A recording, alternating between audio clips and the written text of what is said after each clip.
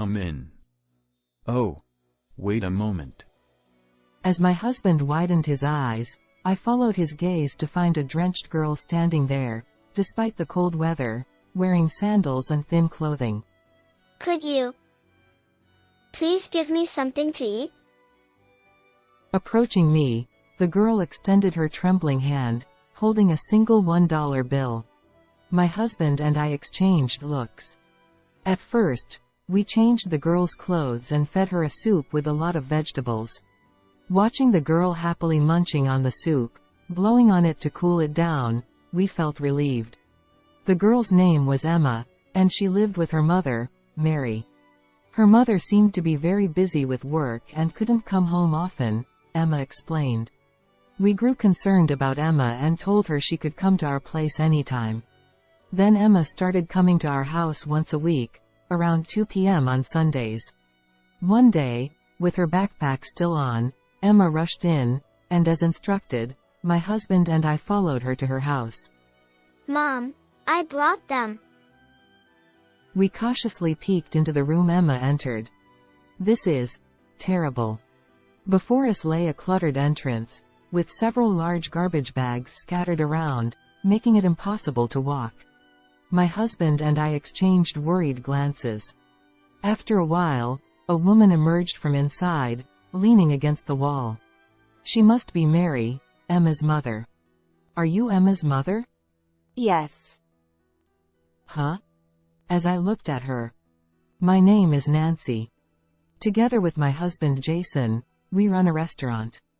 The restaurant, named Rose, was originally started by my husband's parents, but we took over it 10 years ago. Fortunately, the nostalgic flavors have gained quite a reputation, and we are bustling with regular customers every day. Nancy. Hey. Oh, sorry. I'll bring it right away. I startled at my husband's voice and flashed him a smile. Take your time. His gentle gaze and voice encouraged me. I have to stay focused. Otherwise, our daughter will scold me. I took a deep breath and carried the steaming beef stew to the patiently waiting customers with a smile. Neither my husband nor I initially planned to take over the restaurant. He was a regular office worker, and I worked as a dietitian at a hospital. Our decision to take over the restaurant was largely influenced by our daughter. My parents-in-law, at the age of 65, were actually planning to close the restaurant, but they were urged by the customers to keep it open. They also understood our feelings and entrusted us with the restaurant. Our wishes. They are for our daughter, Michelle. She was born when I was 28 years old. She was born prematurely, weighing only 1,800 grams at birth. I hope she grows up to be as lively as a rose, brightening everyone's surroundings. And I hope she's loved by everyone like our restaurant. With such hopes, my husband wished for our child who fought hard to live inside the incubator. Michelle, the hospital stay has been extended again. Michelle slowly but steadily grew, but her body was weak, and she went in and out of the hospital several times. We were constantly on edge with each hospital visit. Perhaps sensing our feelings, Michelle always behaved cheerfully. When I get discharged, let's have a party at Grandpa's restaurant. Michelle loved the omelet made by her grandpa and the cheesecake made by her grandma. She adored their restaurant and wanted to have parties there for any occasion. Today is Grandma's birthday. We even celebrated my parents-in-law birthdays with the customers. Michelle, who kindly cheered everyone up. We were supposed to watch her grow into an even more wonderful woman right by her side. The situation took a sudden turn when Michelle was in the winter of her 3rd grade. Since becoming a 3rd grader, Michelle's health had improved significantly, allowing her to attend elementary school. She could participate in the sports festival for the first time, and sometimes her friends would come over to play after school. Just as we were relieved that she could finally lead a normal life, one day we received a call saying Michelle had collapsed at school. We rushed to the hospital where Michelle was being transported, only to find her in the intensive care unit, connected to numerous tubes, fast asleep. She was fine this morning. Why? My husband asked the doctor anxiously. Michelle will be okay. Right? Both my husband and I were so panicked that we couldn't stand without the support of hospital staff. Michelle's congenital kidney condition had worsened, and the doctors informed us that she was in critical condition. I'm sorry for worrying you. I'll get better soon. So don't worry. We have to have a discharge party as soon as possible. Michelle said, trying to cheer us up despite clearly feeling unwell. However, the illness gradually consumed her, and 2 weeks after being hospitalized, Michelle became someone who would never return home. Until the very end, Michelle looked forward to having parties at her grandfather's shop. Rose, the namesake of Michelle, held a special place in her heart. Hence, my husband and I vehemently opposed it when my parents-in-law considered closing the shop. We wanted to preserve this place filled with memories of Michelle. They nodded with gentle smiles, understanding our feelings.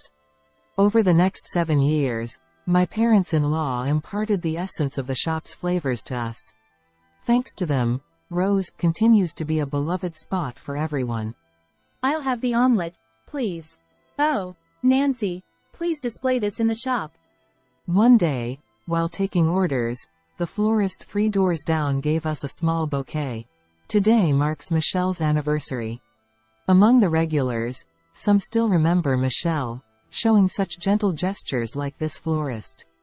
It's heartwarming to know people remember Michelle. But I still can't shake off my regrets. If only I had given birth to a healthier child. Inside the closed shop, I gaze at the flowers from the florist, tears welling up.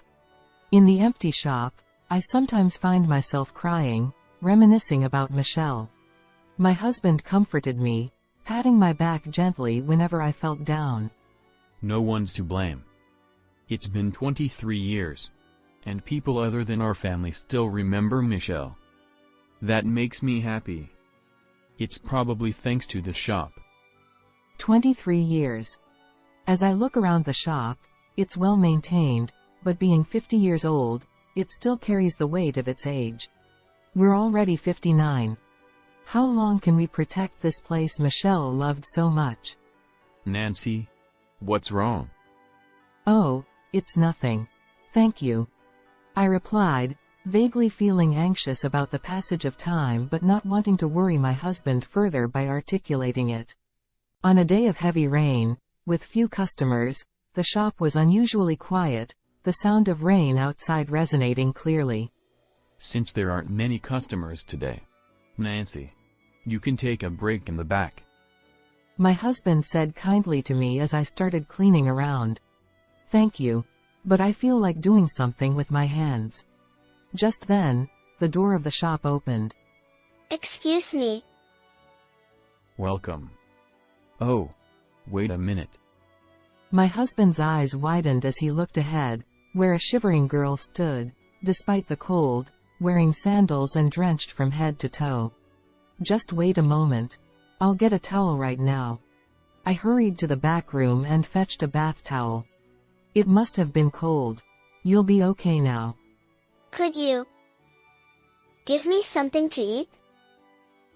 The girl extended her trembling hand as I approached, with a single $1 bill in it. My husband and I exchanged glances. Nancy, do we have any clothes that might fit her? Oh, I think Michelle's pajamas are upstairs. Come on, let's change you out of these wet clothes for now, to avoid catching a cold. Wrapping the drenched girl in a bath towel, I led her upstairs. Though currently unused, the second floor of the shop used to be where my parents-in-law lived until 3 years ago. Michelle, who adored her grandparents, always kept her pajamas with them, so she could stay over anytime. They had kept her pajamas neatly stored all this time. Oh, it fits perfectly. The pattern might be a bit outdated, but please forgive us. I worried a bit that she might dislike the outdated pattern from 23 years ago, but the girl seemed genuinely happy wearing the pajamas. And she seemed a bit relieved, quietly thanking us. When we went back downstairs, my husband, seeing the girl in Michelle's pajamas, widened his eyes. It suits you. Yeah. It suits you. Oh. Just wait a moment. I'll make something to warm you up. My husband started happily chopping onions. Perhaps feeling a resemblance to Michelle in the girl, my husband occasionally gave her gentle glances. Be careful. It's hot. After a while, my husband brought a hearty soup. Wow, it looks delicious. The girl's face lit up brightly. Watching her happily slurp the soup while blowing on it, we couldn't help but smile. I'm full. Thank you for the meal. The girl, finishing her meal, politely clasped her hands. Hey, can I ask your name? I'm Emma. Emma. My husband and I exchanged glances, noticing her speech bore a resemblance to Michelle's.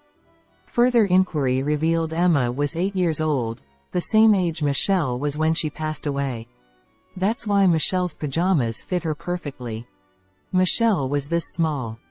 The thought of Michelle brought tears to my eyes involuntarily. At the same time, I wondered why such a young child had come alone to our house in the heavy rain. Can we ask about your home, Emma? Timidly asking, Emma nodded and began to speak. She lives with her mother, Mary, just the two of them. Her mother seems to be very busy with work and can't come home often. What does your mom do for work? Cleaning and making bento boxes. It seems her mother doesn't have a regular job. Does she usually make dinner for you? Usually, she leaves sandwiches or noodles for me. But today, there was nothing. I think Mom was really busy. So, I thought I'd buy something to eat for $1, but the rain was too strong. Unable to reach the supermarket, Emma happened to find our shop and came in as if guided. It was evident from her speech that Emma loves her mother dearly. Although I had never met her mother, it was clear from Emma's words that her mother was desperately raising her.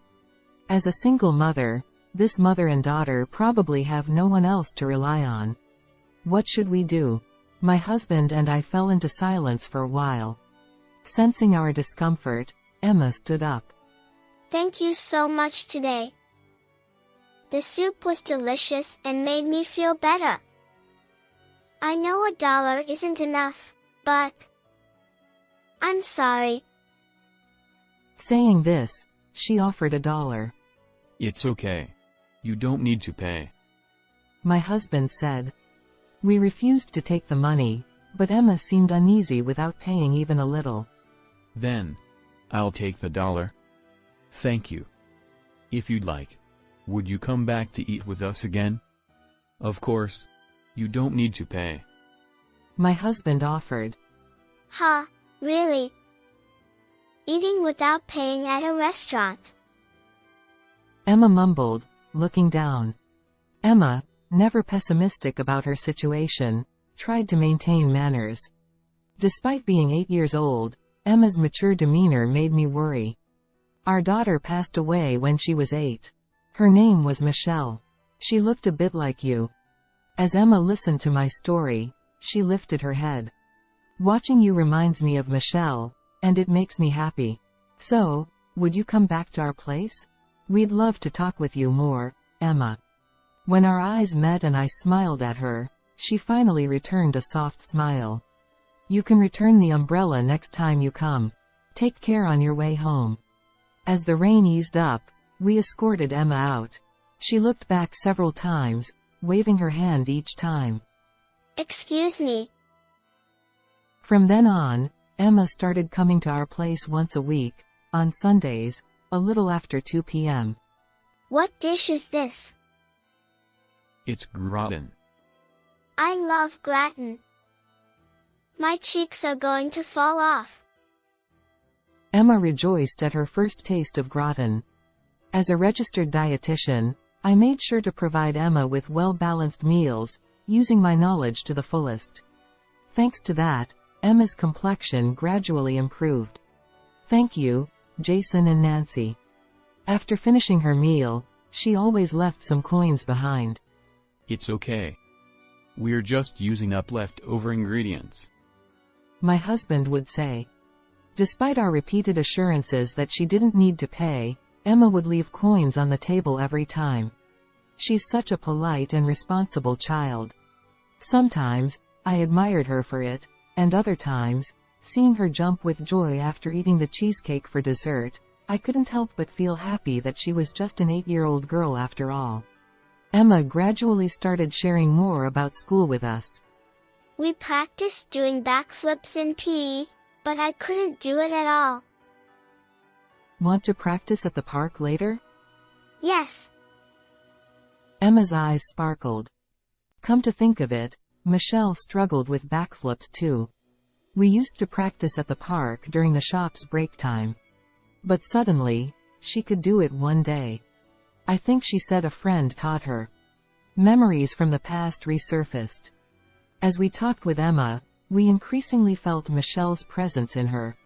So, we wanted nothing but happiness for her. However, it seemed her mother still wasn't coming home much. Isn't it worrying to leave an 8-year-old alone, no matter how busy she is with work? We don't even know what kind of work she does. But it's not right to pry into her family's affairs. Especially with Emma. My husband replied. We could only watch over Emma when she came on Sundays, spending restless days filled with concern. One day, during lunchtime, despite it being a weekday and lunchtime almost ending, Emma rushed into the shop looking extremely distressed. What's wrong, Emma? Coming back from school? Emma, still wearing her backpack, was breathing heavily, shaking her head. Mom. Mom. Hold on, Emma. My husband said, offering her a glass of water. I helped Emma take a few deep breaths to calm down and slowly drink some water. What happened to your mom? My mom. She can't stop coughing, and it's really bad. She said to call someone. Emma seemed on the verge of tears, so I hugged her gently. Okay, it's all right. Emma, can you show us the way to your house? Yeah. I signaled to my husband, who quickly checked the time and began taking off his apron. I'll come too. The customers have just left, and lunchtime is over. He said, hanging the closed sign on the door. This way. Following Emma, we hurried to her house. We were led to a 2-story dilapidated apartment by Emma. Without hesitation, Emma opened the door to room 101. Mom, I brought them. We cautiously peeked into the room Emma entered. This is terrible.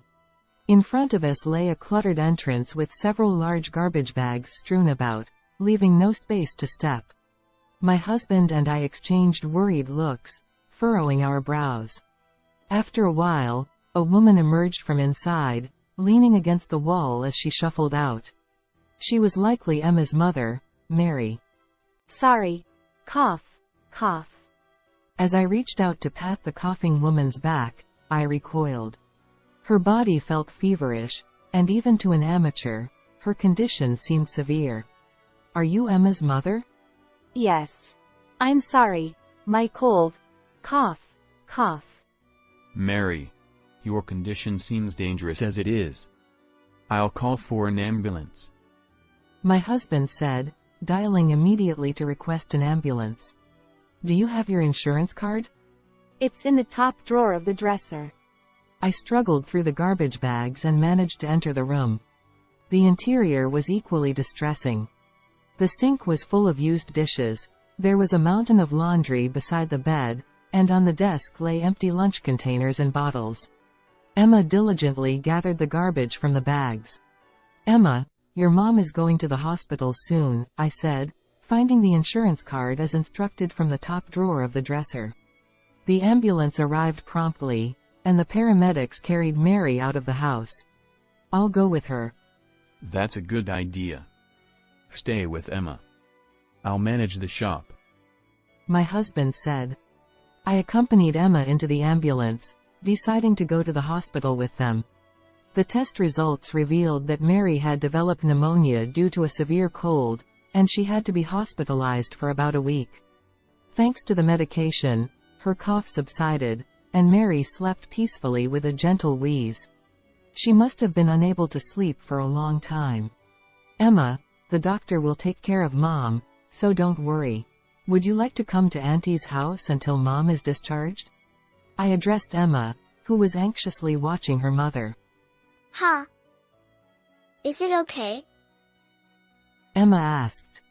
"Of course. I'm sure Mom will feel more at ease resting if you're with us. She'll get better soon." I reassured her. Thank you. Emma squeezed my hand tightly.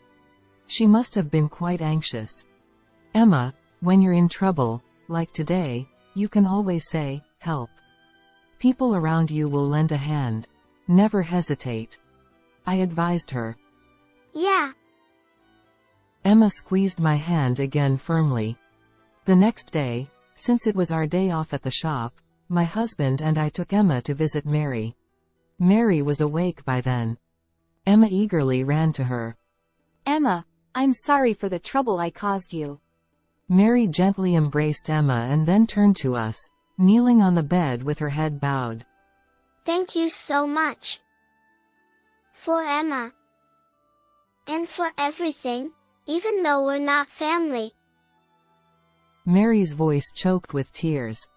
"Mary, look up. And remember, even if we're not family, you can rely on us," I assured her. Upon hearing my words, Mary raised her tearful face. Mom, Nancy's house has a parrot, and it said, 'I love you.'" Mary smiled gently as she watched Emma happily talk about our parrot. "May I ask about Mary's situation at home?" Sure. I'm a single mother. Mary started to talk. She's 31 years old. She had Emma when she was 23, but she didn't register with the man who became the father at the time. He and I, along with a friend, just started a restaurant. He said we'd get married once the restaurant got on track. She thought he was considering not burdening the child with debt. But a year later, when they had a decent number of customers and were repaying the debt as planned, he disappeared suddenly, taking a large sum of money from the restaurant. Both my friend and I were shocked. His phone was disconnected. Since he said he grew up in foster care without parents, I knew nothing about his relatives. Furthermore, her friend said, "I can't take it anymore," and quit the restaurant, leaving Mary to manage it alone. I had to somehow repay the debt. I was standing at the store with Emma on my back, but I couldn't run the store alone, and eventually had to close it down. After that, Mary had to work desperately to repay the debt. But she only graduated from high school and had a small child. There was nowhere that would hire her as a regular employee. I've done day labor jobs too. I just thought I had to work whenever I had time. Now, I work as a temporary worker doing cleaning during the day, and part-time at a delicatessen or convenience store at night. She spent a little time with Emma in the evening, then went back to work. And she would return home either in the early morning, before Emma woke up, or after Emma left for the day. Emma told me about the kindness you've shown us. Thank you so much. I wanted to express my gratitude, but I couldn't muster the courage to show my face. Really? I thought I might be scolded for not taking care of my child properly. It's true, I couldn't take care of Emma properly, and ended up collapsing. I'm a failure as a parent. Beside the bowed Mary, Emma was diligently doing her homework. Seeing the name, Emma, written there, I was taken aback. "Mary, you were 31, right?" Yes. "Do you happen to remember a girl named Michelle? Back in 3rd grade, she used to tie her hair in 2 knots. Mary pondered for a moment, then lifted her head suddenly. Michelle, I remember. Wait, Nancy, are you parents of Michelle?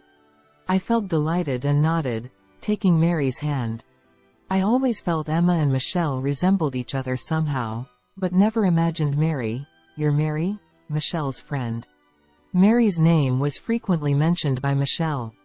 A versatile athlete, Mary chased after groups of playful boys. And she mentioned how Mary accompanied her during lunch breaks to practice cartwheels, enabling Michelle to master them. Michelle often envied Mary's energetic and reliable nature. With my talk, Mary shook her head. Oh no, it was actually me who admired Michelle. She was so genuine, able to easily slip into anyone's heart. Huh? I always got scolded by teachers for not being girly enough. Some kids even distanced themselves, warned not to play with the one scolded by teachers.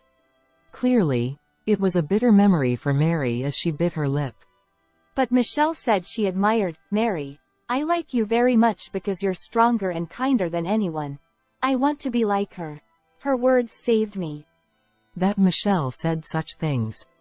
I had only heard that Mary was like a hero from Michelle's perspective. I never knew such an exchange occurred between them. Learning from each other and experiencing various emotions through their friendship, Michelle lived each day fully. Discovering this new facet of Michelle, we felt elated. With me being like this, Michelle up there in heaven must be disappointed. I need to do better.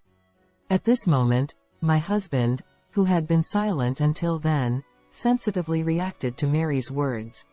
You're right. Michelle might be disappointed if things stay this way. Come on, Jason. I couldn't understand why he would say such things to Michelle, who was weakened by illness, and glared at my husband. Ignoring my gaze, my husband looked straight at Mary as he spoke. If you keep trying to handle everything alone from now on, I think Michelle would be disappointed. Mary, you're doing your best. Working so hard alone, carrying debts for Emma's sake. As Mary shed tears upon hearing my husband's words, he offered her a handkerchief and continued. But you know, when you're in trouble, it's okay to say help, because someone will definitely come to your aid. Maybe that's what Mary admired about Michelle?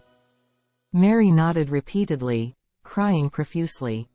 Michelle, who had been frail since childhood and relied on a lot of help from those around her, understood her limitations well and was indeed skilled at seeking help from others. It somehow made sense to me why Mary, who had always done everything by herself, admired Michelle. Mom, Nancy told me that I can say, help, too. It's definitely not good to endure everything. Emma gently patted Mary's head as she cried. You're right. It's not good to endure. Mary returned the gentle pat on Emma's head. Then she looked at us and said, I don't think continuing to live like this is a good idea. But becoming a full-time employee is difficult for me. Could you help me? From Mary's earnest gaze, I felt once again the strong desire to help this mother and daughter. Mary, you used to run a restaurant, right? Are you interested in cooking? Yes. I enjoy seeing the happy faces of customers when they're full. My husband nodded as he looked at me. We run a restaurant. How about working and living here with us? What? Mary was so surprised by the sudden proposal that she couldn't even speak. What does living here mean? Emma, remember when you first came to our place and changed upstairs? Well, nobody lives there now, so I thought maybe you and Mom could live there. And Mom could work at our restaurant. Wow! So, Mom, I can see you anytime while you're working? Emma bounced around happily. Is it really okay? It's a bit old-fashioned, but we've been cleaning it regularly, so I think it's livable. The salary isn't that high, but you won't have to pay rent, and you'll get meals during the day and night. That should be enough for a decent living. My husband smiled kindly at Mary. Thank you so much. Thank you very much. Mary bowed her head repeatedly. You could ask for help properly. I'm sure Michelle is happy in heaven. Yes. Mary lifted her tear-streaked face and smiled. A week later, Mary was discharged from the hospital safely and moved upstairs to the shop. I hope you'll gradually get used to work. We don't do overtime here. Family time is the most important. If you have any trouble, just let us know.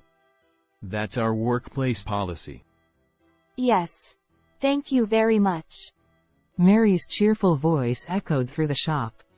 With her experience in the food and beverage industry, she was skilled in cooking and quickly learned the job. Moreover, she was good at accounting and became a valuable asset right away. You're lucky to have such a capable successor. Regular customers expressed their joy at the birth of a successor. I'd be happy if it turns out that way. But it's ultimately up to Mary to decide. If it's okay with me, I'll work even harder. I want to repay you all for your kindness in this shop. Her resolute answer brought smiles to both my and my husband's faces. I'm home. Welcome back, Emma. Every day, Mary and we, a couple, welcome Emma back from school. Emma secretly told us that being greeted with, "Welcome back," makes her incredibly happy. We've come to realize how spending time together as a family brings so much joy. Thanks to Mary and Emma, the shop has become an even livelier place. Emma, could you bring some water? Sure. Emma helps out too. Thanks to her, I no longer feel overwhelmed by the loneliness I felt after losing Michelle. I believe it's because of her that I can truly cherish this place filled with memories of Michelle. Ah, the weather is so nice. Maybe I should air out the laundry. On a warm and gentle day bathed in sunlight, the phone at home rang. It was from Emma. Hey, Nancy, can you come to the shop at 11? Let's practice cartwheels in the park. Sure thing. See you later then. Emma has become very attached to us as a couple. We already see Emma as our true grandchild. Since my husband had errands to run from the morning, I headed to the shop alone. Upon arrival, I noticed a sign on the door that read, "Party today," written in Emma's handwriting. Quietly, I opened the door. Happy birthday, Nancy. Emma's voice was accompanied by thunderous applause. Inside the shop, my husband, Mary, and Emma stood there smiling. The interior was adorned with balloons and decorations, and the tables were filled with delicious dishes. I've never had my birthday celebrated like this, and tears welled up in my eyes. Nancy, thank you for always being kind to me and Mom. Please continue to be good to us forever and ever. Emma read the letter and gave me a bouquet of pink roses. It was from her. Mary and she went to prepare early in the morning. The small flowers gathered, brightening the surroundings with vibrant pink, cheerful roses. Emma says we've helped her, but we've been helped a lot by Emma and Mary too. Emma, thank you for trusting me. And Emma and Mary, thank you for coming to our home. Jason, thank you for always supporting us. And Michelle, thank you for bringing us together with Mary. I expressed my gratitude to each one who hasn't always been conveyed. Well, let's enjoy it while it's warm. Cheers. My husband, looking a bit bashful, led the toast. I feel incredibly happy seeing everyone's smiles. We've created new precious memories at this rose.